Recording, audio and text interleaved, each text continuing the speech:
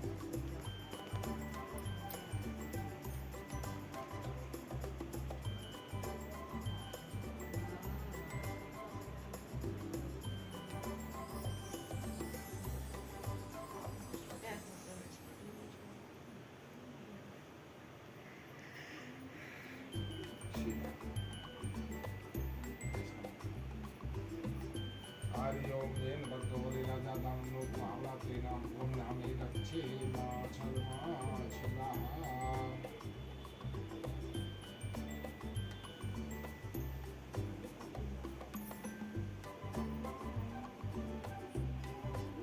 तुम्हारा वचन सत्य हो। दंडी ऐसा कहकर वहां से दूर चले गए और कुछ दूर जाकर समुद्र के किनारे बैठ गए।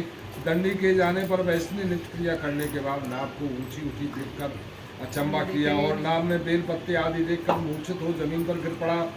फिर मूर्छा खुलने पर अत्यंत शोक प्रकट करने लगा। तब उसका दामाद बोला कि आप शोक न करें, यह दंडी का श्राप है, अतः उनकी शरण में चलना चाहिए, तभी हमारी मनोकामना पूर्ण होगी।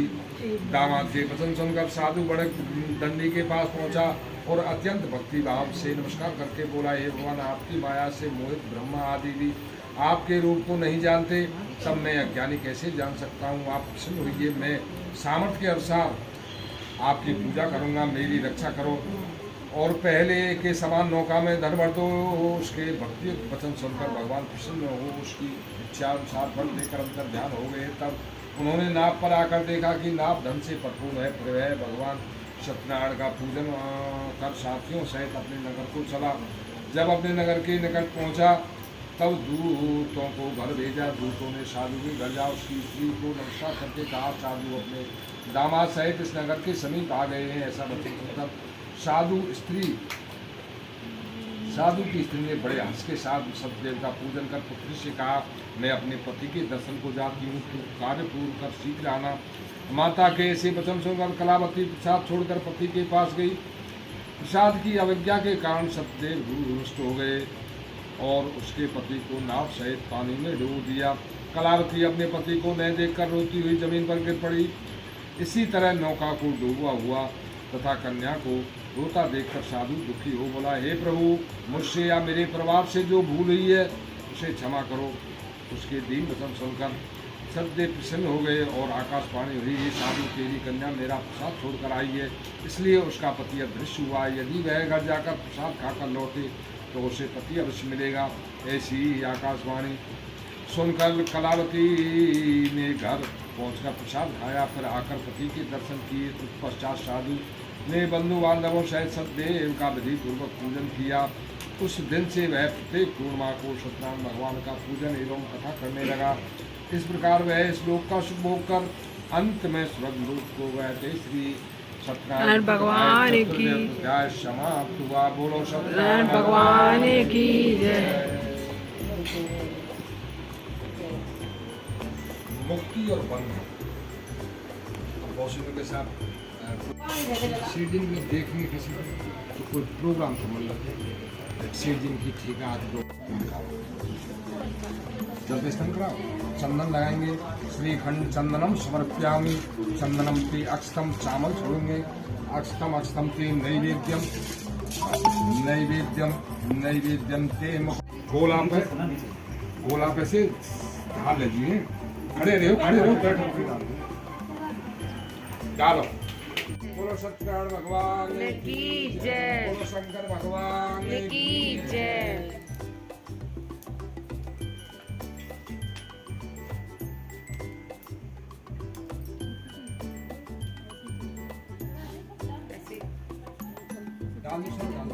अच्छा ठीक है।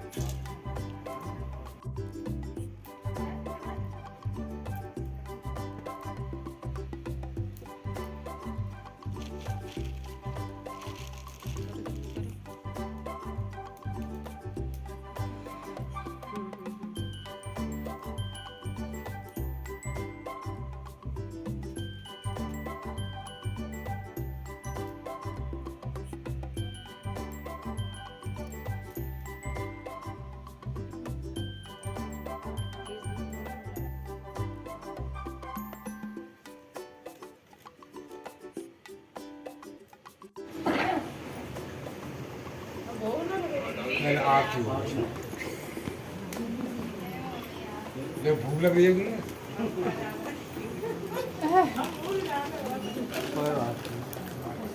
होता है कभी कभी।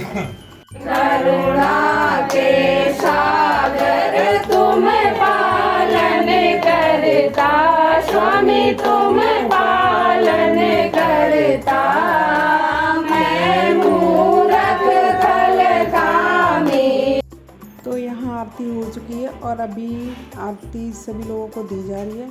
आरती देने के बाद हम प्रसाद को लगाएंगे, प्रसाद सभी को वितरण करेंगे। तो आज का यही था हमारा सत्यनारायण भगवान की कथा का ब्लॉग। कैसा लगा ज़रूर बताइएगा।